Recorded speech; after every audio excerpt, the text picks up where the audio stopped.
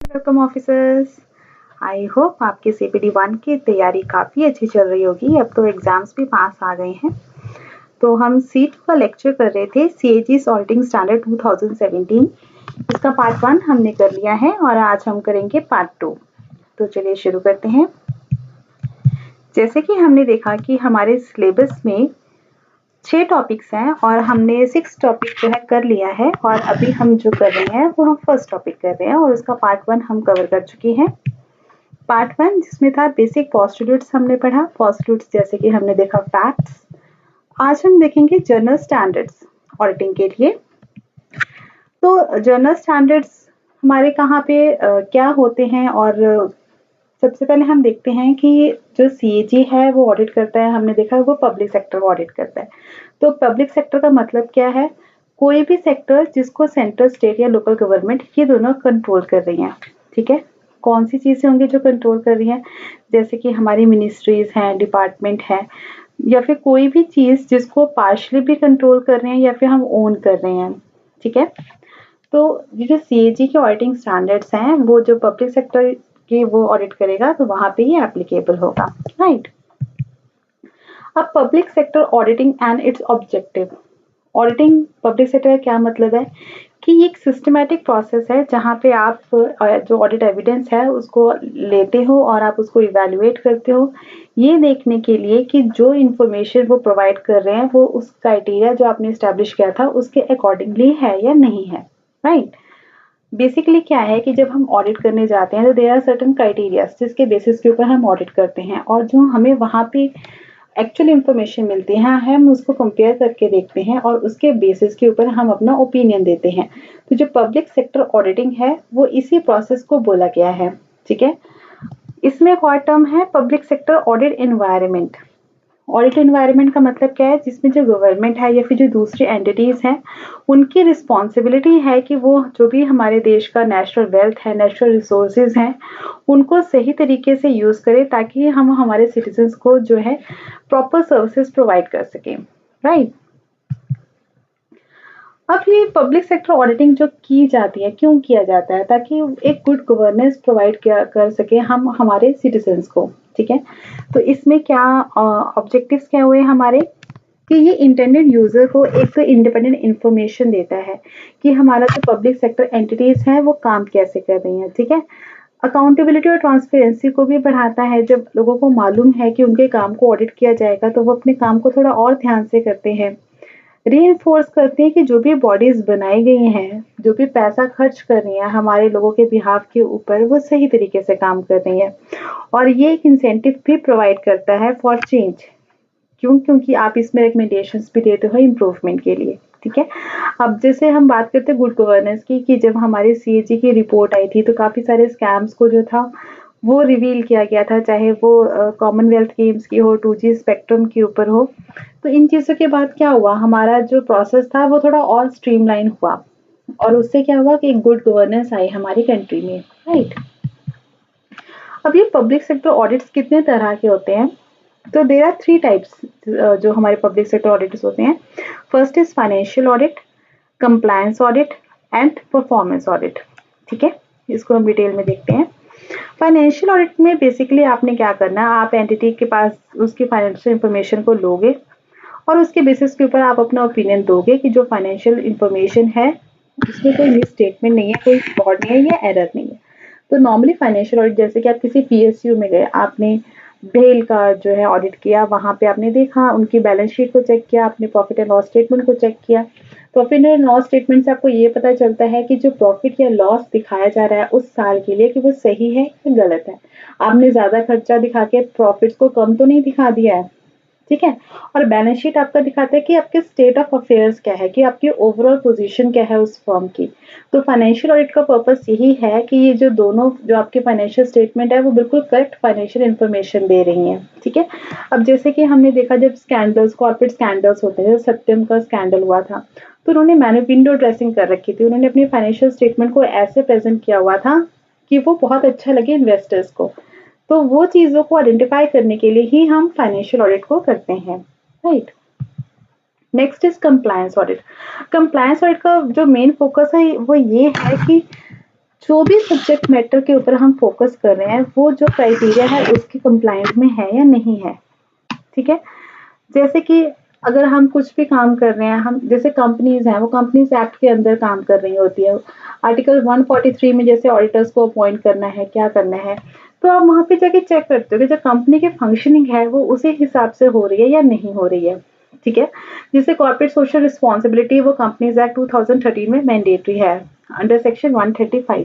तो आप वो चेक करते हो कि वो जो है वो ठीक है या नहीं है। तो कंप्लायंस का मतलब सिंपल यही है कि जो भी फाइनेंशियल ट्रांजैक्शन से की इंफॉर्मेशन है वो कंप्लायंस में है, आपका जो भी कॉन्स्टिट्यूशन है, लॉज है, जो भी कोड्स है या फिर जो भी टर्म्स वगैरह हैं, ठीक है। Next is performance audit.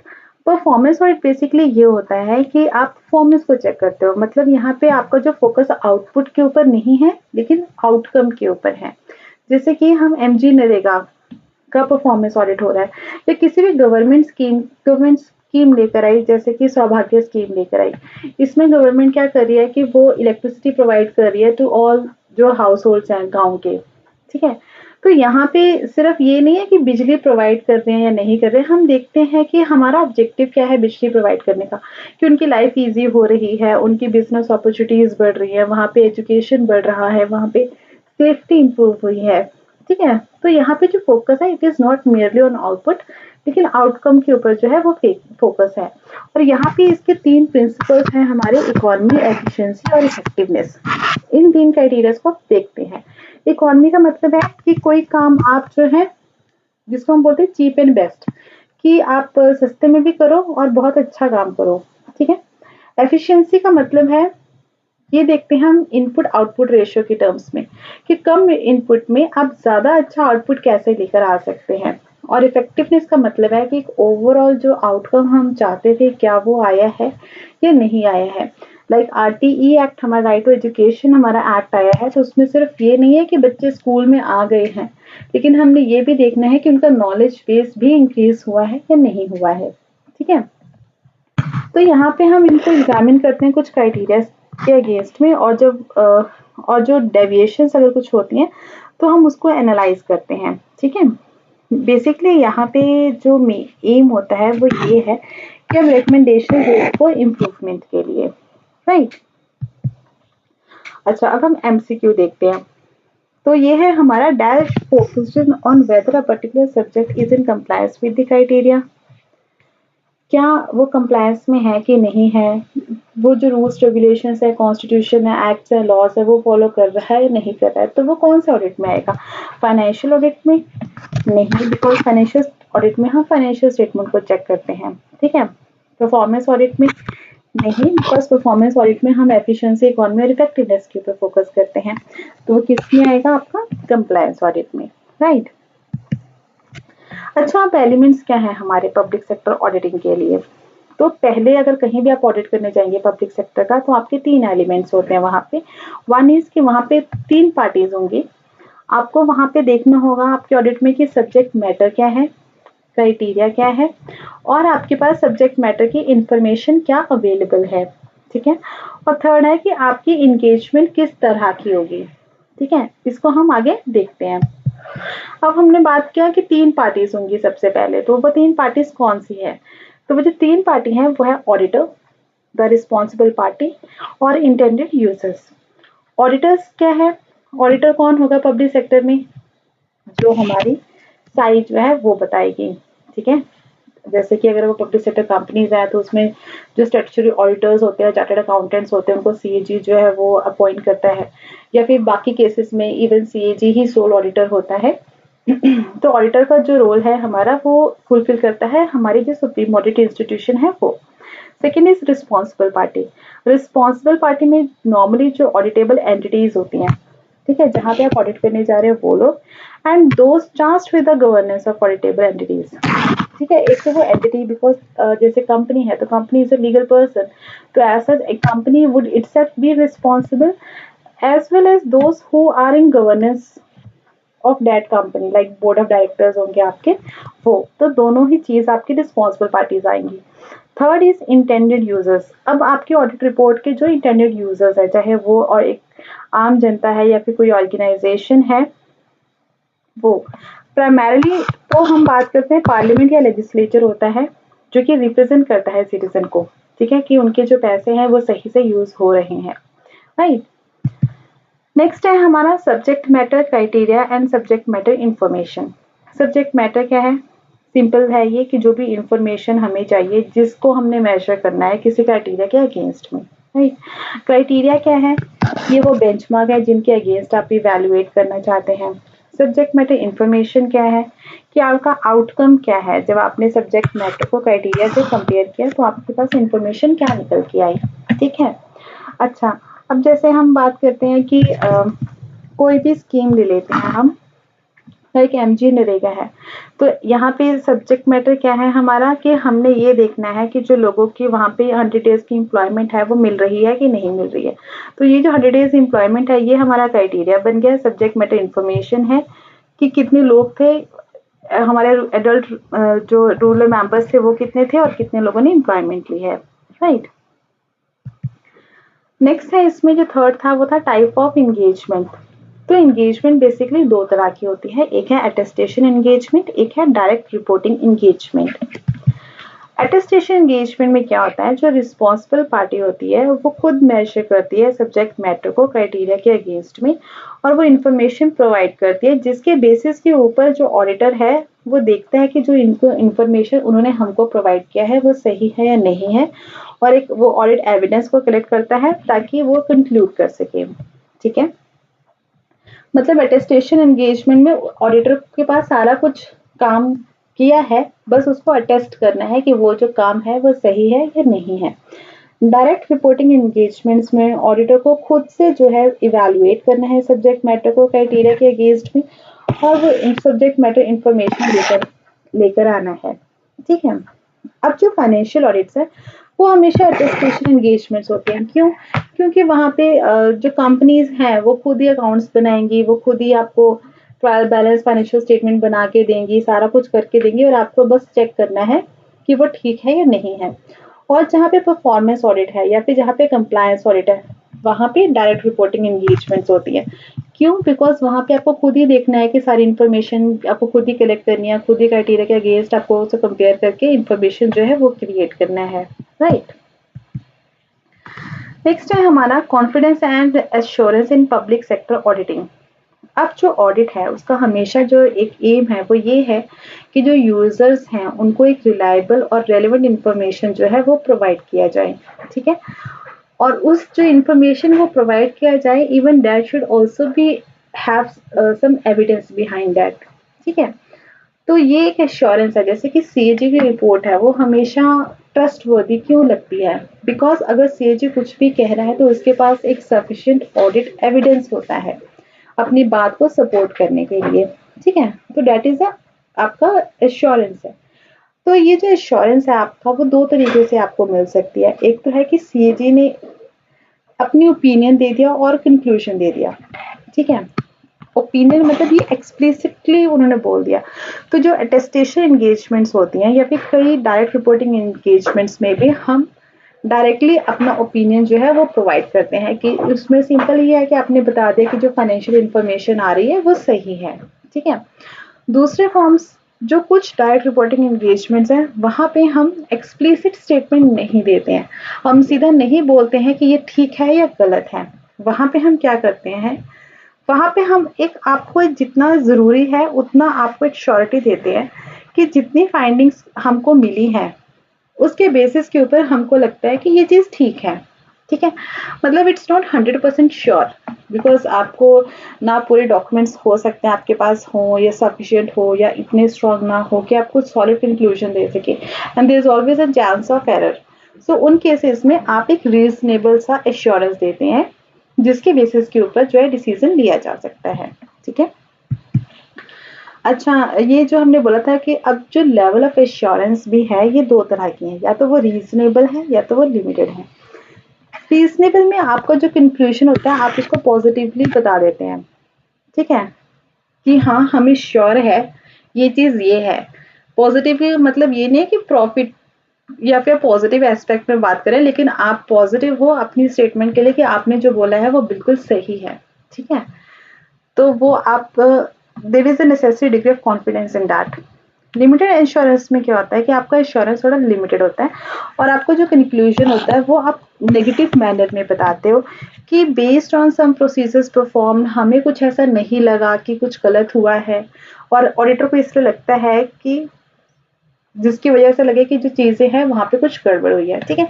सो आप बात वही बोल रहे हो, तो एक आपके कहने के तरीके में ये आ गया कि that based on the information that you have received you are concluding this कि ठीक है यहाँ पे कोई गड़बड़ नहीं है, ठीक है। तो जो प्रोसीजर्स परफॉर्म होते हैं लिमिटेड ऑडिट ऑडिट में वो काफी लिमिटेड होते हैं in compare to reasonable assurance, because अगर आपको कोई स्ट्रॉन्ग स्टेटमेंट देनी है कि सब कुछ सही है तो वहां पे आपको काफी ज्यादा डिटेल में जाना पड़ेगा, वो काफी एलेबरेट प्रोसीजर होगा। जबकि लिमिटेड में आप अपनी जजमेंट के बेसिस के ऊपर आप एक इंफॉर्मेशन दे रहे हो जिसको आगे जो है यूजर्स यूज कर सकते हैं, राइट। अच्छा, तो अब एमसीक्यू देखते हैं। The basic elements of public sector audit are, तो हमने देखा कि तीन चीजें ही थी, तो हमारा जो आंसर है वो है all of the above. Next is public sector audits involve at least which of the following parties. तो ऑडिटर होता है जो कि हमारे केस में साई है, रिस्पॉन्सिबल पार्टी होती है जो कि कंपनी और जो उसके गवर्न कर रहे हैं वो लोग, और इंटेंडेड यूजर्स जो कि प्राइमरीली पार्लियामेंट या लेजिस्लेचर होता है। तो हमारा आंसर है इसका डी, राइट। देखिए इसमें कोई रट्टाफिकेशन नहीं है, अगर आपने कॉन्सेप्ट को समझ लिया तो आप आंसर क्वेश्चन को देखकर आंसर खुद भी कंक्लूड कर सकते हैं, right. Next is in public sector audit dash would be the responsible parties. तो कौन सी होंगी रिस्पॉन्सिबल पार्टीज? एक तो हमारा आ गया कि ठीक है ऑडिटेबल एंटिटीज है, राइट। और दूसरा हमने बोला कि दोस्त charge with governance of entities, तो ये भी सही है, तो हमारा आंसर क्या हो जाएगा? Both. Next is dash are the individuals, organizations or classes thereof for whom the auditor prepares the audit report। तो किसके लिए प्रिपेयर करते हैं ऑडिट रिपोर्ट जो है? तो वो पार्टीज के लिए भी प्रिपेयर होता है। अब कंपनी है उनको भी जानना है कि जो चीजें हैं वो सही है कि नहीं है, और यूजर्स दोनों के लिए होता है, right. Next is dash refers to the information, condition or activity that is measured or evaluated against certain criteria। तो कौन सी चीज को आप इवेल्युएट करते हो क्राइटेरिया के अगेंस्ट में? वो हमने पढ़ा था कि सब्जेक्ट मैटर है। अब आप क्राइटेरिया को तो क्राइटेरिया के अगेंस्ट नहीं कंपेयर कर सकते ना, और सब्जेक्ट मैटर इंफॉर्मेशन होती है जो कि कंपैरिजन के बाद आप ड्रॉ करते हैं कंक्लूजन। तो हमारा आंसर है इसका ए।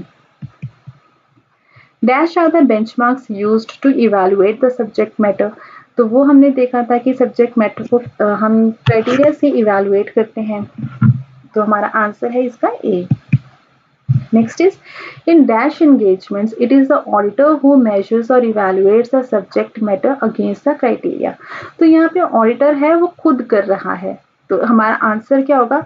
अटेस्टेशन? नो, बिकॉज अटेस्टेशन में सारा कुछ ऑडिटर को किया हुआ मिलता है, उसको सिर्फ अपना ओपिनियन देना होता है। तो ये होता है हमारा डायरेक्ट रिपोर्टिंग में, right. Dash are always attestation engagements as they are based on financial information presented by the responsible party। तो always attestation engagements कहाँ पे होता है? अब हमें मालूम है कि फाइनेंशियल ऑडिट में आपको सारा कुछ किया हुआ मिलता है और आपको जस्ट अपना ओपिनियन देना होता है, और इसी चीज को हम बोलते हैं अटेस्टेशन एंगेजमेंट। तो हमारा आंसर इसका क्या हो जाएगा? ए हो जाएगा। फाइनेंशियल ऑडिट परफॉर्मेंस और कंप्लायंस में आपकी डायरेक्ट रिपोर्टिंग एंगेजमेंट होती है, right. Next is a limited assurance conveys the limited nature of assurance provided, and the audit conclusion is expressed in a dash manner, stating that based on the procedures performed, nothing has come to the auditor's attention to cause the auditor to believe that the subject matter is not in compliance with the applicable criteria। तो ये statement क्या कह रही है कि limited insurance में आप एक ऐसे स्टेटमेंट देते हो कि बेस जो भी आपको इन्फॉर्मेशन मिली है उसके बेसिस के ऊपर आपको लगता है कि कुछ भी गड़बड़ नहीं हुई है। तो ये नहीं वर्ड आ गया, तो ये कैसी स्टेटमेंट है? इसको आप पॉजिटिव स्टेटमेंट बोलोगे या नेगेटिव? तो हमने पढ़ा था कि ये नेगेटिव वे में हम आंसर कर रहे हैं सिचुएशन को, तो हमारा आंसर है इसका नेगेटिव, राइट। अब है हमारा next principles of public sector auditing. अब पब्लिक सेक्टर में आप ऑडिट करने जाते हैं तो क्या प्रिंसिपल्स को फॉलो करते हैं? तो नॉर्मली 2 तरह के प्रिंसिपल्स हैं, एक है जनरल प्रिंसिपल्स, एक है principle related to audit process जो कि स्पेसिफिक है। ठीक है, पहले हम देखते हैं जनरल प्रिंसिपल्स क्या है हमारे। तो जनरल प्रिंसिपल्स क्या है? जो कि आपका बेसिक ऑडिट कॉन्सेप्ट से रिलेट कर रहे हैं, जो कि ऑडिटर्स को पहले ही पता होना चाहिए। वो ऑडिट करने जा रहा है तो उसको पता होना चाहिए कि उसको क्या क्या चीजों को फॉलो करना है। ठीक है, तो टोटल हमारे 8 प्रिंसिपल्स हैं। सबसे पहला है एथिक्स और इंडिपेंडेंस, कि आपको मालूम होना चाहिए कि आपको कौन से एथिक्स को फॉलो करना है। एथिक्स क्या है? आपकी इंटेग्रिटी होनी चाहिए, आपकी ऑनेस्टी हो, आपकी ऑब्जेक्टिविटी हो, कि आप कहीं ऑडिट करने जा रहे हैं तो आप एक इंस्टीट्यूशन को रिप्रेजेंट कर रहे हैं, आप सीएजी को रिप्रेजेंट कर रहे हैं, तो आप वहां पे जाके कुछ भी ऐसे काम ना करें जिससे कि सीएजी का नाम खराब हो। कोई भी करप्शन नहीं होनी चाहिए। तो वो जो चीजें हमें सिखाई जाती हैं ऑडिटर्स को, वो आता है एथिक्स और इंडिपेंडेंस के लिए। Next is professional judgement, due care and scepticism. ये एक ऑडिटर को ध्यान में रखना है जब वो कहीं ऑडिट करने जाता है। ठीक है, क्वालिटी कंट्रोल। क्वालिटी कंट्रोल का मतलब ये है कि आपकी जो ऑडिट रिपोर्ट्स है वो अच्छी क्वालिटी की हो, कि आप उसको जस्टिफाई कर सको। ऐसे ही नहीं कि आप कुछ भी ऑडिट पैरा जो है बना के ले आ रहे हैं। फोर्थ है principle audit team management and skills, की जो ऑडिट टीम है वो ऐसी बनाई गई हो कि उसमें सबकी जो स्किल्स है वो कॉम्प्लीमेंट्री हो एक दूसरे को लेकर। ठीक है, ऑडिट रिस्क। ऑडिट रिस्क है कि आप जो भी रिपोर्ट बना के आ रहे हैं वो इनअप्रोप्रिएट ना हो, वो उसमें कुछ गलत ना हो, वो वीक ना हो। ठीक है, मटेरियलिटी, मतलब आप जिस चीज के ऊपर आपने रिपोर्ट बनाई है वो काफी बड़ा इशू है, काफी सिग्निफिकेंट इशू है। ठीक है, डॉक्यूमेंटेशन की, अगर आपने कोई भी रिपोर्ट बनाई है, आपने कोई भी पैरा बनाया है, तो you should have proper key documents to support your para. And communication. Communication का यहाँ मतलब है कि when you go to audit, तो आप वहाँ पे जो मैनेजमेंट है आप उनके साथ प्रॉपर कम्युनिकेशन मेंटेन करके रखते हो, ताकि आपको जो भी इंफॉर्मेशन चाहिए, आपकी जो भी क्वेरी है वो टाइमली रिजॉल्व हो सके। राइट, अब हम इनको डिटेल में देखते हैं। अच्छा, हमारे जो सेकंड प्रिंसिपल है, एक तो हो गया जनरल प्रिंसिपल, दूसरा हो गया आपके स्पेसिफिक। तो ऑडिट प्रोसेस से क्या प्रिंसिपल्स रिलेटेड है? अब उसमें है कि आप पहले ऑडिट को प्लान करेंगे, फिर आप ऑडिट को कंडक्ट करेंगे, और तीसरा है आप रिपोर्टिंग करेंगे, और फिर उसका फॉलो अप होगा। तो ये जो चीजें करने के लिए आपको क्या प्रिंसिपल्स फॉलो करने हैं वो बताए गए हैं इसमें।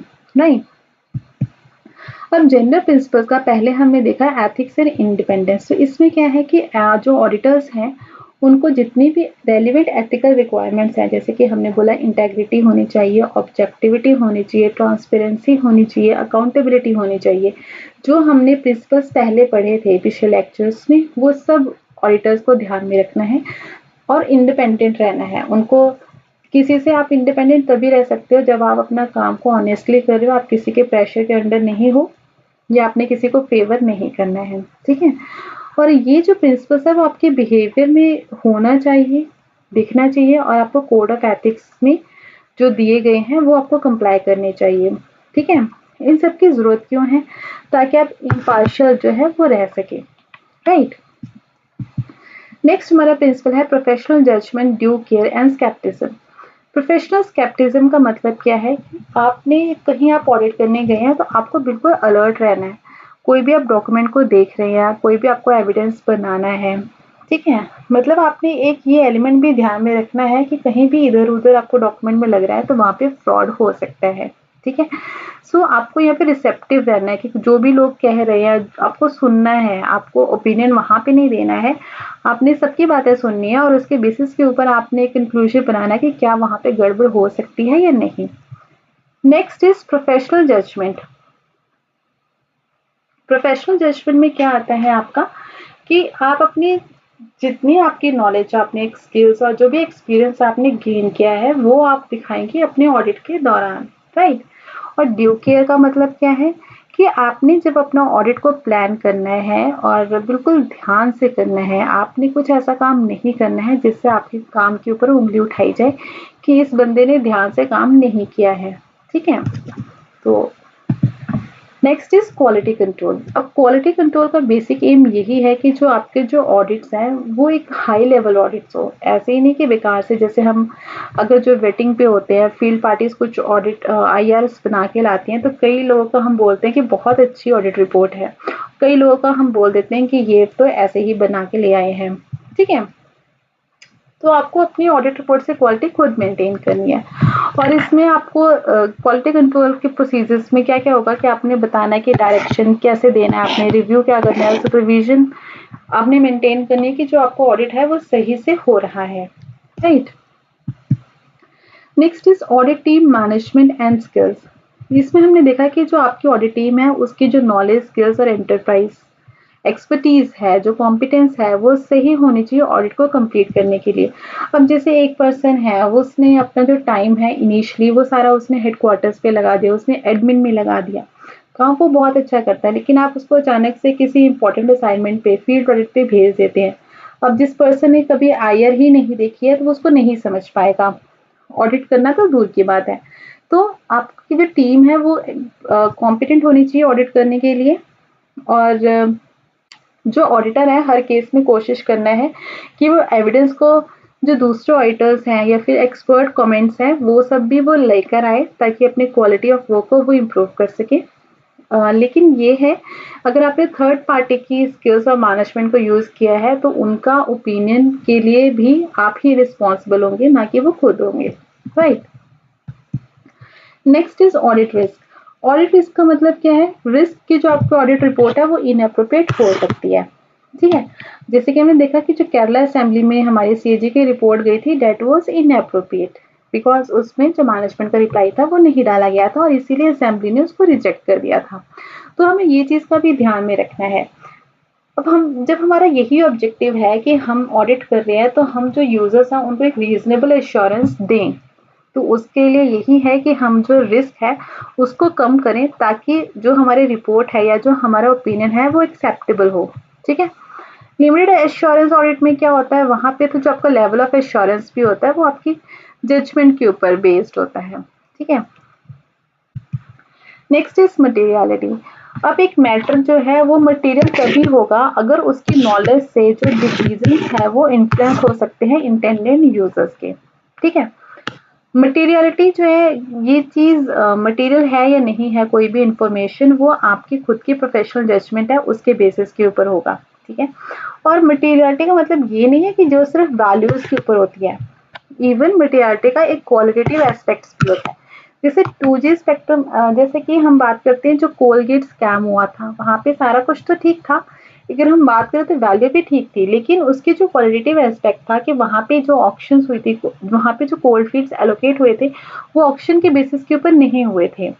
ठीक है, तो उससे क्वालिटी जो है हमारी जो नेचुरल रिसोर्सेज को यूज करने की वो खराब हुई थी, और जिसके अगेंस्ट जो था सीएजी ने अपना ऑब्जेक्शन को रेज किया था। Right. Next is documentation. Documentation बहुत ज़रूरी है किसी भी ऑडिट के लिए, बिकॉज अगर आपके पास की डॉक्यूमेंट्स, जिसको हम केडीज बोलते हैं, वो नहीं है तो आप अपनी बात को प्रूव नहीं कर सकते हैं। और अगर वहाँ पे कितना भी बड़ा फ्रॉड हुआ हो, लेकिन अगर आप उसे प्रूव नहीं कर सकते हैं तो वो ऑडिट रिपोर्ट में पब्लिश भी नहीं होगा। ठीक है, तो डॉक्यूमेंटेशन जो है, आप उसमें आप सारे प्रोसीजर जो भी आपने काम किए हैं, आपको क्या क्या एविडेंस मिला है और सपोर्ट करते हो आप रिजल्ट को, वो सारी चीज़ें आ जाती हैं। राइट। डॉक्यूमेंटेशन क्यों इम्पोर्टेंट है? सबसे पहले आपके ओपिनियन को सपोर्ट करने के लिए इम्पोर्टेंट है, सोर्स ऑफ इंफॉर्मेशन भी है अगर जब आप ऑडिट रिपोर्ट बना रहे हैं, ये एक एविडेंस के तौर पे भी काम करता है हमारा। ठीक है, डॉक्यूमेंट्स के बेसिस के ऊपर आप अपनी प्रोफेशनली भी डेवलप होते हैं, आपको चीज़ें नई नई पता चलती हैं। आप अपने काम को डेलीगेट कर सकते हो और आपको एक एविडेंस और वर्क मिल जाता है फ्यूचर रेफरेंस के लिए। जैसे कि अगर आपके पास प्रॉपर डॉक्यूमेंट्स हैं, आप उसको यूज़ कर सकते हो। आप फर्दर उस जगह के नेक्स्ट ऑडिट में गए, आपने प्रीवियस ऑडिट रिपोर्ट्स देख ली, उसमें जो केडीज लगे थे वो देख लिए। जैसे कि अगर आप जीएसटी के ऑडिट पे जा रहे हो तो आप वहाँ पे देख रहे हो, या वैट के ऑडिट के ऊपर जा रहे हो तो आप देख रहे हो वहाँ पे वो फेक बिल्स लगा रहे हैं, सी फॉर्म्स लगा रहे हैं। तो जब आपको एक आपने 2-4 पुराने डॉक्यूमेंट्स देख लिए हैं, पुराने सी फॉर्म्स देख लिए हैं, कुछ देख लिया, तो आपको एक आइडिया लग जाता है कि फेक कैसा होता है, रियल कैसा होता है, जो कि आपको फ्यूचर में काम आता है। ठीक है, तो डॉक्यूमेंटेशन के लिए कुछ चीज़ें और भी हैं, रिक्वायरमेंट्स है कि जो आपके डॉक्यूमेंटेशन है वो टाइम पे प्रिपेयर हो जाए, ठीक है, और उसका फॉर्म, कंटेंट और एक्सटेंट भी ठीक होना चाहिए। Documentation requirements where the auditor judges it's necessary to depart from a relevant requirement। अब जहाँ पे ऑडिटिंग स्टैंडर्ड से आप कहीं पे कुछ डिपार्ट हो रहे हो तो उसको सपोर्ट करने के लिए भी आपको डॉक्यूमेंटेशन चाहिए, या फिर आपको कुछ न्यू कंक्लूजन ड्रॉ कर रहे हो, आप ऑडिट रिपोर्ट बन गई है लेकिन अभी कुछ और डॉक्यूमेंट्स आपको लगता है कि वो जो गलत बनी है उसमें कुछ चेंजेस आएगा, तो उसको भी प्रूव करने के लिए आपको नई डॉक्यूमेंट्स की ज़रूरत है, ठीक है। और आपको जब असेंबल करना है फाइनल आपकी ऑडिट रिपोर्ट को, ठीक है, तब भी आपको जो है डॉक्यूमेंटेशन की जो है वो ज़रूरत है। नेक्स्ट प्रिंसिपल हमने देखा था कम्युनिकेशन। कम्युनिकेशन क्या है कि ऑब्वियसली आप कहीं ऑडिट करने जा रहे हो तो आपका जो जहाँ पे जा रहे हो पहले तो उनको मालूम होना चाहिए कि आज सीएजी से ऑडिटर्स आ रहे हैं, ताकि एक आपको प्रॉपर ऑडिट एनवायरनमेंट प्रोवाइड किया सके, आपको एक रूम मिल सके जहाँ पे आप बैठ के ऑडिट कर रहे हैं, ठीक है। तो कम्युनिकेशन का मतलब यही है कि एंटिटी बीइंग ऑडिटेड उनको हमने इन्फॉर्म रखा हुआ है, आपने कंस्ट्रक्टिव वर्किंग रिलेशनशिप डेवलप किया हुआ है उनके साथ में। कम्युनिकेशन का मतलब है आपने कोई भी ऑब्टेन करें इंफॉर्मेशन जो कि ऑडिट के लिए ज़रूरी है, और इवन मैनेजमेंट को भी आपकी जो टाइमली ऑब्जर्वेशन है वो आप उनको प्रोवाइड करें, ठीक है। तो ये जो है टू वे कम्युनिकेशन होता है। अब अगर ऑडिट फाइंडिंग्स के लिए तो रिटन कम्युनिकेशन बहुत ज़रूरी है, बिकॉज अगर हम कोई फील्ड पार्टी जो है ऑडिट रिपोर्ट बना के लाते हैं, हेडक्वार्टर्स में देते हैं, तो वहाँ पे जो वेटिंग सीट वाले हैं वो फाइनलाइज करते हैं और फिर 30 डेज के अंदर मैनेजमेंट को भी भेजते हैं, ताकि मैनेजमेंट का जो है रिप्लाई आ सके और उसके बेसिस के ऊपर हम फाइनलाइज करें कि वो पैरा पब्लिश हो सकता है या नहीं हो सकता है, ठीक है। तो ऑडिटर की ये भी रिस्पॉन्सिबिलिटी हो सकती है, अदर देन जो ऑडिटेबल एंटिटीज हैं उनके अलावा लेजिस्लेचर या ओवरसाइट बॉडीज को भी वो कम्युनिकेट करें, राइट। तो जनरल प्रिंसिपल्स में हमने देखा, हाँ 8 चीजें होती हैं वो हमने पढ़ लिया। कुछ हम एमसीक्यूज देखते हैं। Dash relate to the basic audit concept, जो कि अपने ऑडिट को स्टार्ट करने से पहले ध्यान रखना है, ठीक है। तो वो क्या हो सकते हैं, तो वो ऑब्वियसली जनरल प्रिंसिपल्स है, जहाँ पे आपने ऑडिट स्टार्ट होने से पहले देखना है कि आपके प्रोफेशनल जजमेंट है, आपने वो यूज़ करना, आपकी टीम सही है, आपने ऑडिटर को इन्फॉर्म कर दिया है या नहीं कर दिया है, ठीक है। तो हमारा इसका आंसर क्या आएगा, general principle. Next is dash implies the application of collective knowledge, skills, expertise to the audit process। अब ये सारी जो चीज़ें हैं कहाँ आती हैं, वो आती है प्रोफेशनल जजमेंट में। जजमेंट में आप डिसाइड करेंगे ना कि नॉलेज, स्किल, एक्सपीरियंस को आप यूज़ करके कुछ चीज़ जो है वो जज करते हैं आप। अब हमारा नेक्स्ट जो है वो है principles related to the audit process, जो कि हमारे सेकंड प्रिंसिपल्स थे। इसमें 3 चीज़ें थी, प्लानिंग, एग्जीक्यूटिंग एंड रिपोर्टिंग। तो प्लानिंग में आपने क्या देखना है, सबसे पहले तो ऑडिटर्स यही है, उसको ये इंश्योर करना है कि उसको खुद को समझ में आ गया कि टर्म्स क्या है ऑडिट के, कि वो ऑडिट करने जा रहा है तो उसको किन कंडीशंस को फॉलो करना है, ठीक है। ज़्यादातर जो ऑडिट है जो साई करती है वो एज पर कॉन्स्टिट्यूशन होता है, तो उनको कोई फॉर्मल एग्रीमेंट करने की ज़रूरत नहीं है, राइट। कुछ केसेस में जहाँ पे जो आप इंटरेस्टेड ऑडिट है, कई स्पेसिफिक ऑडिट आपको मिल गया, जैसे कि दिल्ली में जो डिस्कॉम्स है उसका स्पेसिफिक ऑडिट सीएजी को मिला था, तो वहाँ पे आप जो है वहाँ पे आप एग्रीमेंट कर सकते हैं कि टर्म्स ऑफ ऑडिट क्या होगा आपका, ठीक है। इंपॉर्टेंट इन्फॉर्मेशन की सब्जेक्ट क्या है मेरे ऑडिट का, स्कोप क्या है, स्कोप जैसे कि 1 से 5 सालों के लिए हम देख रहे हैं, या फिर क्या क्या चीज़ें हम देखेंगे, हमारा ऑडिट का ऑब्जेक्टिव क्या है, कि हमें जस्ट एक अटेस्टेशन एंगेजमेंट है हमारी, या डायरेक्ट रिपोर्टिंग होगी, डाटा एक्सेस, ये सब चीज़ें जो है आप पहले ही प्लान कर लेते हैं। Next is auditor shall obtain an understanding of the nature of the entity program to be audited. तो यही देखा ही था कि अगर आप कहीं ऑडिट करने जा रहे हैं तो आपको पूरा उसका बैकग्राउंड मालूम होना चाहिए। जैसे कि आप किसी भी कंपनी में ऑडिट करने गए हैं तो आपको पता होना चाहिए कि ऑब्जेक्टिव्स क्या है, वहाँ का रेगुलेटरी एनवायरनमेंट क्या है, इंटरनल कंट्रोल्स क्या अप्लाई कर रही है वो कंपनीज, ठीक है, ताकि आपको एक जो सोर्सेज ऑफ ऑडिट एविडेंस है वो मालूम हो सके कि कहाँ से मिलेगा, ठीक है। नॉलेज को आप फर्दर ऑब्टेन कर सकते हो वहाँ के मैनेजमेंट से बात करके, या जो भी स्टेक होल्डर्स हैं, या फिर एक्सपर्ट ओपिनियन दे सकते हैं। फिर आपको जो भी उनके पास डॉक्यूमेंट्स है वो आपने लेने हैं, ताकि आप उनको एग्जामिन करना है, ताकि आपको एक अंडरस्टैंडिंग मिल सके कि वो जहाँ पे आप ऑडिट करने जा रहे हैं। Next is auditors shall conduct a risk assessment or problem analysis and revise this as necessary in response to the audit findings. अब आप ऑडिट करने जा रहे हैं तो आपको वहां पे रिस्क एनालिसिस भी करना है और रिस्क एनालिसिस जनरल और स्पेसिफिक दोनों होगा। ठीक है, रिस्क एनालिसिस कैसे होगा, मतलब रिस्क एनालिसिस का मतलब है कि क्या चांसेस है कि वहां पे फ्रॉड हो सकता है या फिर वहां पे एरर्स हो सकती है, मिस्टेक्स हो सकती हैं। तो सबसे पहले वो कैसे आप ऑब्टेन करेंगे, आप पहले तो समझेंगे, एक अंडरस्टैंडिंग लेंगे कि एंटिटी काम कैसे कर रही है, उसका एनवायरनमेंट कैसा है, इंटरनल कंट्रोल कैसे हैं। जैसे कि आपने कहीं पे देखा कि कैश है, कैश का कोई स्ट्रॉन्ग इंटरनल कंट्रोल नहीं है, इन्होंने एक लॉकर बना रखा है और कोई भी ट्रांजेक्शन होती है वो सीधा उस लॉकर में पैसे डालते हैं, जब जरूरत है वो निकाल लेते हैं, लेकिन उसका कोई प्रॉपर रिकॉर्ड मेंटेन नहीं हो रहा है। ठीक है, तो वहां पे गलती के चांसेस ज्यादा होंगे। सेकेंड इज, आप जो है मैनेजमेंट के रिस्पॉन्स से भी एसेस कर सकते हैं कि क्या रिस्क हो सकते हैं। ठीक है, आप गए वहां पे कहीं ऑडिट करने के लिए, जो आपको ऑडिट करने नहीं दिया जा रहा है, आपको खाना खिलाया जा रहा है, आपको इधर उधर चीजों में लगाया जा रहा है, तो ऑब्वियसली अगर वो आपके ऊपर इतना खर्चा कर रहे हैं तो पॉसिबिलिटीज हैं कि कहीं ना कहीं कुछ तो गड़बड़ है। ठीक है, प्रॉब्लम एनालिसिस में जो ऑडिटर्स है वो एक्चुअल प्रॉब्लम्स को देखेगा कि क्या डेविएशंस हो सकती हैं। इसके लिए वो टेक्नोलॉजी को यूज किया जा सकता है या फिर जो डाटा एनालिटिकल टेक्निक्स हमने पढ़ी थी उनका यूज किया जा सकता है इंफॉर्मेशन को गैदर करने के लिए, जिसके बेसिस के ऊपर आप रिस्क को असेस कर सकते हैं। Right, next is auditor shall identify and assess the risk of fraud relevant to the audit objectives. अब जो मेन पर्पस ही है ऑडिट का वो ये है prevention and detection of fraud. ठीक है, और ये जो मेन काम है ये रिस्पॉन्सिबिलिटी किसकी होती है, मैनेजमेंट की होती है, और वो लोग जिसकी गवर्नेंस में है।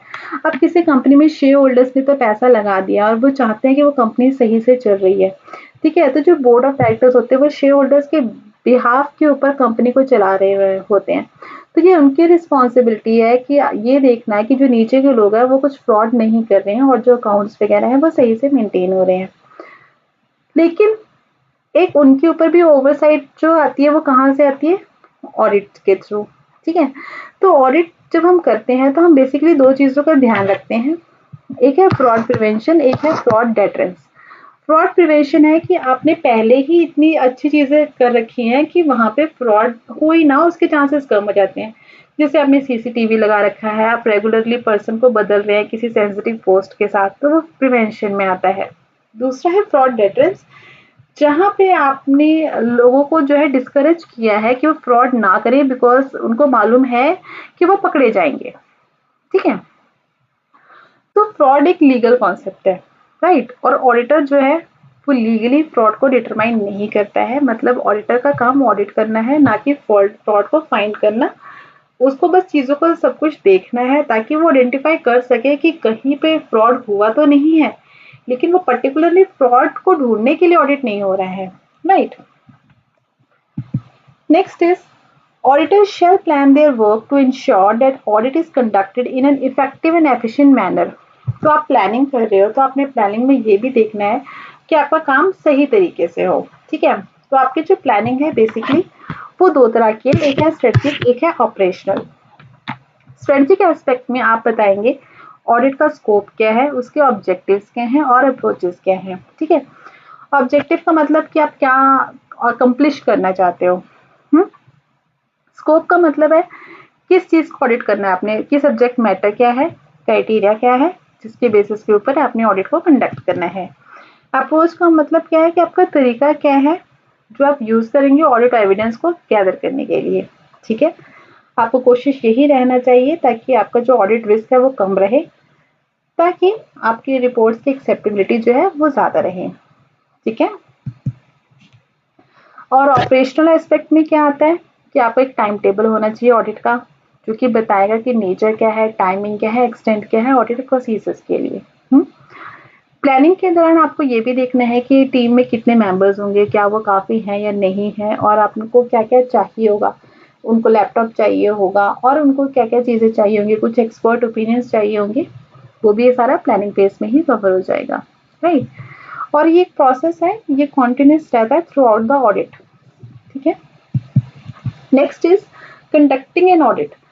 अब ऑडिट को जो भी आप कंडक्ट करोगे वो क्यों कर रहे हो? ताकि आप एक सफिशिएंट और एप्रोप्रिएट ऑडिट एविडेंस मिल सके आपके ऑडिट रिपोर्ट को सपोर्ट करने के लिए। ठीक है, आपने ऑडिट कंडक्ट किया, आपने मेयरली ये नहीं कह देना है कि यहाँ पे कोई फ्रॉड हुआ है, बट आपके उसके सपोर्टिंग डॉक्यूमेंट्स होने चाहिए आपके पास। ठीक है, तो ऑडिट एविडेंस क्या है? कोई भी इंफॉर्मेशन जिसको ऑडिटर यूज करता है to determine whether the subject matter compliance with applicable criteria. जो भी प्रूफ है आपके पास वो आपको ऑडिट एविडेंस है। तो वो इलेक्ट्रॉनिक फॉर्म में हो सकता है, पेपर्स फॉर्म में हो सकता है, ठीक है, ऑरल हो सकता है, रिटर्न हो सकता है।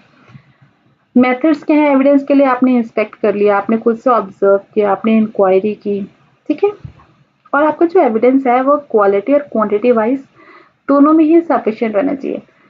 क्वांटिटी वाइज सफिशिएंट का मतलब ये है कि अगर बहुत बड़ा रिस्क है फिर क्वांटिटी भी उतनी बड़ी होगी। क्वालिटी अगर आपका बहुत ज़्यादा है, आपको केडी उतने ही कम लगेंगे, राइट। लेकिन ये भी है कि सिर्फ ज़्यादा एविडेंस का मतलब ये नहीं है कि poor quality of audit report को हम जस्टिफाई कर दें। जैसे कई बार ये देखा गया है कि कुछ फील्ड पार्टीज हैं, उनको ऑडिट में ऐसे पैरास तो स्ट्रांग नहीं मिले हैं, लेकिन उनकी जो फाइल है वो पूरी भरी रहती है डॉक्यूमेंट्स के साथ में। उसको की डॉक्यूमेंट्स भी नहीं कह सकते हैं, बिकॉज वो फालतू के डॉक्यूमेंट्स होते हैं, जस्ट टू शो कि वो बहुत ऑडिट करके आए हैं और उनकी फाइल बहुत मोटी है, जबकि होता कुछ भी नहीं है। सो आपको ऑडिट एविडेंस ऐसा ही होना चाहिए कि वो क्वालिटी और क्वांटिटी दोनों में सही हो, राइट। Utility of evidence. अब एविडेंस की यूटिलिटी की बात वही है कि आपका एविडेंस जो है वो रिलायबल तब होगा अगर ये क्वालिटी के बारे में बताया हुआ कि evidence is more reliable when it is obtained from sources external to the responsible party. क्योंकि अगर आपको रिस्पॉन्सिबल पार्टी से ही आपने एविडेंस लिया है तो वो मेजर केसेस में अगर फ्रॉड हुआ है तो वो गलत ही होगा। जैसे कि सेप्टेम स्कैम में हुआ था, उन्होंने फ्रॉड बैंक स्टेटमेंट्स प्रोवाइड कर दिया था कि उनके बैंक्स में इतनी एफडीआई पड़ी हुई है, ठीक है। और एविडेंस जो कि इंटरनली जनरेट किया जाता है वो ज़्यादा रिलायबल होता है, वो तो ऑब्वियस है। एविडेंस जो कि ऑडिटर डायरेक्टली ऑब्टेन करता है वो ज़्यादा बेटर है अगर कोई इसको इनडायरेक्टली वो कहीं से अरेंज करता है। एविडेंस तब रिलायबल ज़्यादा है जब वो डॉक्यूमेंट्री फॉर्म में है, चाहे वो पेपर है, इलेक्ट्रॉनिक है या अदर मीडिया है, ठीक है। और एविडेंस अगर वो ओरिजिनल डॉक्यूमेंट्स के फॉर्म में है तो वो ज़्यादा रिलायबल है इन कंपैरिजन टू फोटोकॉपीज, ठीक है। बिकॉज फोटोकॉपीज को एट द एंड हमें खुद टेस्ट करवाना पड़ता है, तो जो टेस्ट कर रहा है पर्सन वो अगेन वो खुद भी अफोर्ड कर सकता है, right. Next is auditors shall evaluate the audit evidence and draw conclusions, ठीक है। अब हमारे प्लानिंग ऑफ ऑडिट में सारा कुछ हो गया, हमने ऑडिट एविडेंस भी कलेक्ट कर लिया, अब आगे क्या करना है? तो ऑडिटर्स को अब जो एविडेंस आया है, अब उन्होंने फाइल बना ली अपनी, ऑडिट उनका खत्म हो गया, तो वो एक बार खुद से डॉक्यूमेंटेशन को देखेंगे कि जो सब्जेक्ट मैटर आपका था वो आपने प्रॉपरली उसको ऑडिट किया है या नहीं किया है, ठीक है। और कोई भी कंक्लूजन ड्रॉ करने से पहले आप दोबारा से उसको चेक करेंगे, और अगर कहीं एडिशनली ऑडिट प्रोसीजर की ज़रूरत है तो वो भी करेंगे। जैसे कई केसेस में देखा गया है कि जहाँ पे रिप्लाई लेना होता है, कुछ ऑडिट पुराने ऑडिट पैरास है, तो ऑडिटर्स में मैनेजमेंट कह देती है कि ये चीज़ अभी कोर्ट में चल रहा है या फिर इस बंदे ने पैसे जमा करा दिए हैं, तो प्लीज़ ऑडिट पैरा को ड्रॉप कर दीजिए। और ऑडिटर्स भी जो है वो भी कह देते हैं कि मैनेजमेंट ने ऐसे ऐसे रिप्लाई किया हुआ है, हैंस पैरा में भी ड्रॉप्ड। तो वो खुद से कंक्लूजन नहीं ड्रॉ कर रहे हैं, ठीक है, तो वो गलत है। ऑडिटर को खुद से भी इवैल्यूएट करना है कि जो ऑडिट एविडेंस वो ला रहे हैं वो सही है या नहीं है, और जो कंक्लूजन वो बता रहे हैं वो ठीक है या नहीं है, ठीक है। जो लास्ट है हमारे ऑडिट प्रोसेस के जनरल प्रिंसिपल्स का, वो है रिपोर्टिंग एंड फॉलो अप। अब इसमें क्या है, अब आपने जो कंक्लूजन्स आपने ड्रॉ किए, आपने अपनी आईआर रिपोर्ट जो है वो बना दिया है। पर्पस यही है कि जो रिजल्ट ऑफ ऑडिट है वो जो स्टेक होल्डर्स हैं उनको पता चल जाए, और ये भी है कि फॉलो अप भी हो और करेक्टिव एक्शन भी लिया जाए, ठीक है। जैसे कि जो 2G स्कैम हुआ था उसमें हमने रिपोर्ट में बता दिया कि गवर्नमेंट की क्वालिटी पॉलिसी की वजह से गवर्नमेंट को एक नोशनल लॉस हुआ है 1.76 लाख करोड़ का। तो उसका फॉलो अप करेक्टिव एक्शन क्या हुआ कि वो बात कोर्ट में गई और कोर्ट ने 122 लाइसेंसेस जो थे वो कैंसिल कर दिए थे, ठीक है। रिपोर्ट्स ऐसी होनी चाहिए कि वो इजी टू अंडरस्टैंड हो, उसमें कोई वेगनेस ना हो और वो कंप्लीट हो, ठीक है। और आपकी जो भी इंफॉर्मेशन है that should be supported by sufficient appropriate audit evidence, ठीक है। तो ये आपका रिपोर्टिंग हो गया। और अच्छा, आपके जो रिपोर्ट्स हैं वो दो तरीके से हो सकता है, शॉर्ट फॉर्म या लॉन्ग फॉर्म में। लॉन्ग फॉर्म रिपोर्ट्स क्या हैं, जहाँ पे आप बताते हैं कि आपका ऑडिट का स्कोप क्या था, ऑडिट की फाइंडिंग्स क्या थी, कंक्लूजन्स क्या थे और कॉन्सिक्वेंसेस क्या हो सकते थे और आपने क्या रिकमेंडेशंस दे रहे हो एज अ रेमेडी। ठीक है। शॉर्ट टर्म वो छोटा सा होता है और एक उसका स्टैंडर्ड फॉर्मेट होता है और उसी में ही आप अपनी रिपोर्ट्स जो है वो दे देते हैं। ठीक है। जैसे कि जो हमारी एस होती हैं उनका कुछ फॉर्मेट होता है और आप उसी फॉर्मेट में अपनी रिपोर्ट को भेजते हैं सीएजी में। ठीक है। अच्छा, तो जो टेस्टेशन एंगेजमेंट्स हैं जो कि जिसमें आपको अपनी ओपिनियन देना है, ठीक है, तो वहां पे you just give simply your opinion कि जो इन्फॉर्मेशन है वो फ्री है मिस स्टेटमेंट के साथ में। ठीक है। और वो सभी चीजें जो भी क्राइटेरियाज है उसको कॉम्प्लाई कर रही हैं। ठीक है। तो जो अटेस्टेशन एंगेजमेंट में जो आप रिपोर्ट देते हैं उस रिपोर्ट को हम ऑडिटर्स रिपोर्ट बोलते हैं। ठीक है। इंस्पेक्शन रिपोर्ट नहीं बोलते हैं, आईआर नहीं बोलते हैं, हम उसको ऑडिटर्स रिपोर्ट बोलते हैं जो कि हमारी होती है कंपनीज के केस में। और डायरेक्ट रिपोर्टिंग एंगेजमेंट्स में जहाँ पे आपको बताना होता है कि ऑडिट के ऑब्जेक्टिव्स क्या थे, आपने कैसे वो ऑब्जेक्टिव्स को मीट किया, सब्जेक्ट मैटर क्या था, क्राइटेरिया क्या था, सारी डिटेल्स आपको देनी पड़ती है डायरेक्ट रिपोर्टिंग एंगेजमेंट में। ठीक है ना। तो वहां पे आप इवन ये भी बताओगे कि आपने how evidence obtain was used और आपने कंक्लूजन क्या दिए हैं। ठीक है। अच्छा, अब आपका जो ओपिनियन है या कंक्लूजन है वो क्या चीज है, ये क्यों कन्वे किया जाता है, ताकि एक लेवल ऑफ एश्योरेंस मिले कि ठीक है इस जगह ऑडिट हो गया है और ये सारा कुछ सही चल रहा है। अब आपको ओपिनियन जो है ना ये दो तरह का हो सकता है, एक होता है अनमोडिफाइड, एक होता है मॉडिफाइड। अनमोडिफाइड कंक्लूजन आपका कहाँ पे होता है, जहाँ पे आप लिमिटेड या फिर रीजनेबल एश्योरेंस दे रहे हो। ठीक है। कि आपको जो प्रूफ मिला है वो ठीक है और आपको लग रहा है कि हर काम ठीक चल रहा है, वो आपका हो गया अनमोडिफाइड ओपिनियन जहाँ पे सब कुछ ठीक है। मॉडिफाइड ओपिनियन कहाँ पे है, जहाँ पे कुछ गड़बड़ है ऑब्वियसली। तो वो जो गड़बड़ है वो तीन तरह की हो सकती है, जहाँ पे आप अपने तीन तरह के ओपिनियन देते हो। Qualified, adverse, disclaimed. Qualified opinion ये है जहाँ पे जो ऑडिटर है या तो डिसएग्री कर रहा है या फिर उसको जो है सफिशिएंट या एप्रोप्रिएट ऑडिट एविडेंस नहीं मिला है। ठीक है। जिसकी वजह से वो ये नहीं कह रहा है कि हर चीज 100% सही है, लेकिन उसने कुछ रिमार्क्स ऐड कर दिए हैं उसमें। ठीक है। एडवर्स ही जहाँ पे उसके पास प्रॉपर एविडेंस है कि यहाँ पे तो जरूर गड़बड़ हुई है। ठीक है। तो वो एडवर्स है जहाँ पे आपने सीधा सीधा बोल दिया कि यहाँ पे गड़बड़ है। डिस्क्लेमर है जहाँ पे आपको इन्फॉर्मेशन मिली ही नहीं है कि आप कुछ भी नहीं कह सकते हो कि गड़बड़ है या नहीं है। ठीक है। यू जस्ट डिस्क्लेम कर देते हो कि आप कोई क्लेम ही नहीं कर रहे हो। ठीक है। फिर कह रहे हैं कि जब हम अपना ओपिनियन देते हैं वो फाइनेंशियल ऑडिट में देते हैं और जब हमारा एक्सप्रेशन ऑफ कंक्लूजन होता है वो हम देते हैं कंप्लायंस ऑडिट में। ठीक है। उसके बाद आता है फॉलो अप। अब जो फॉलो अप कौन करेगा, वो जो हमारा साई इंडिया है, डेट इज जो हमारी सीएजी ही है, वो ही मॉनिटर करती है जो भी एक्शंस लिए रिस्पॉन्सिबल पार्टीज ने। जैसे कि हमने आईआर रिपोर्ट बना के दे दी है सीएजी को, फिर सीएजी जो ऑडिट पैरा में छप गए हैं या फिर जो छपने वाले हैं उसके ऊपर ऑब्जर्वेशन या फिर एक्शन टेकन रिपोर्ट वो लेती रहती है जो कि फॉलो अप में आ जाते हैं। ठीक है। तो हम यही देखते हैं कि जो ऑडिटेड एंटिटी है उसने जो मैटर्स हमने टेकअप किए थे उसको आगे सुधारा है या नहीं है। ठीक है। और अगर उन्होंने फिर से काम अपना सही तरीके से नहीं किया तो साई उसके ऊपर फिर से रिपोर्ट बना के दे देगी। राइट। एमसीक्यू है, dash means limiting opportunities for fraud to take place. तो आप अपॉर्चुनिटीज कहाँ पे लिमिट कर रहे हैं तो वो क्या बनेगा, वो बनेगा फ्रॉड प्रिवेंशन। बिकॉज डेटरेंस तो हो गया जहाँ पे आपको मालूम है कि आप अगर आप चोरी करोगे तो पकड़े जाओगे। ठीक है। प्रिवेंशन इज कि आपने अपॉर्चुनिटी ही कम दी है उनको। Planning for specific audit includes strategic aspect, operational aspect, both या नन। तो हमने देखा कि स्ट्रेटेजिक और ऑपरेशनल दोनों होते हैं, तो हमारा आंसर है सी, both. A modified opinion or conclusion may be dash Fear the auditor, having obtained sufficient and appropriate audit evidence, concludes that deviations or misstatement, whether individually or in the aggregate, are both material and pervasive. जहाँ पे आपने बोल दिया है कि जो भी deviations हुई हैं या फिर मिसस्टेटमेंट है वो इम्पोर्टेंट भी है और हर जगह वो गलत है, तो बिल्कुल ही हमें नेगेटिव रिपोर्ट दे दिया आपने, तो वो क्वालिफाइड होगी नहीं, क्वालिफाइड में आप ऑलमोस्ट सेटिस्फाई हो, थोड़ी बहुत गड़बड़ है वो चल जाती है।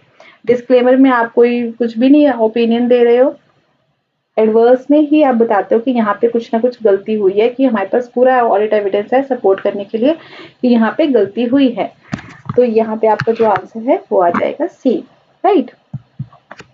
तो फ्रेंड्स, ये हमारा आज का लेक्चर खत्म होता है। अब हमारा जो लास्ट टॉपिक रह गया है स्पेसिफिक स्टैंडर्ड्स का, वो हम नेक्स्ट लेक्चर में कवर करेंगे। लेक्चर देखने के लिए थैंक यू। अगर आपको इसमें कोई भी डाउट है तो आप कमेंट कर सकते हैं कमेंट बॉक्स में, और इसके साथ ही अगर आपको ये लेक्चर अच्छा लगा है तो आप प्लीज़ इसको लाइक कीजिए, शेयर कीजिए और चैनल को सब्सक्राइब कीजिए, ताकि आपको जो नेक्स्ट पार्ट है वो टाइमली जो है मिल जाए। Till then take care, thank you.